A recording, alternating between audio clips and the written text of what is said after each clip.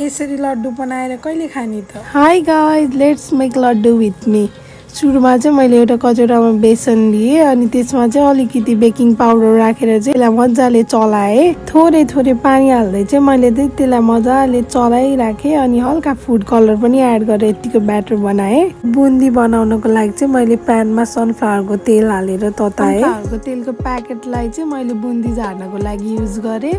माथिपट्टि ठुलो पालबाट चाहिँ ब्याटर हालेँ अनि तलबाट चाहिँ बुन्दी झार्नको लागि सानो पाल बनाएँ। बिस्तारै बुन्दी स्क्विज गर्दै झारेँ अनि कस्तो राम्रोसँग बुन्दी चाहिँ एकैछिनमा फ्राई भएर माथि आएको छ।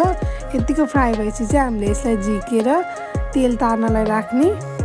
अघि हामीले फ्राई गरेको बुन्दीको टेक्सचर चाहिँ यस्तो भएको छ। अब चाहिँ चास्नी बनाउनको लागि सुरुमा मैले प्यानमा 1 कचौरा चिनी हालेँ, त्यसको आधा कचौरा चाहिँ पानी हालेँ अनि थोरै फुड कलर राखेर चाहिँ मिक्स गरिदिएँ। अनि ग्यासलाई लो फ्लेममा राखेर चाहिँ मैले अघि बनाएको बुन्दीहरू चाहिँ सबै त्यो सुगर सिरपमा हालेर चलाइदिएँ अनि एकछिन त्यसलाई लो फ्लेममै पकाएँ। त्यसपछि चाहिँ ग्यास अफ गरेर मैले चाहिँ अलिकति घिउ अनि सुकमेलको धुलो राखेर चलाइदिएँ अनि रुम टेम्परेचरमा कुल डाउन हुनको लागि छोडिदिएँ। रुम टेम्परेचरमा कुल डाउन भइसकेपछि चाहिँ मैले अलिकति ड्राई फ्रुट्स हालेर लड्डु बनाउन लागेँ। म चाहिँ एकदम एक्साइटेड भइरहेको थिएँ कि लड्डु बनाउनको लागि। यो चाहिँ मेरो सेकेन्ड ट्राई हो लड्डु बनाउनको लागि अनि म चाहिँ एकदम खुसी भइरहेको थिएँ लड्डु राम्रो भयो भनेर।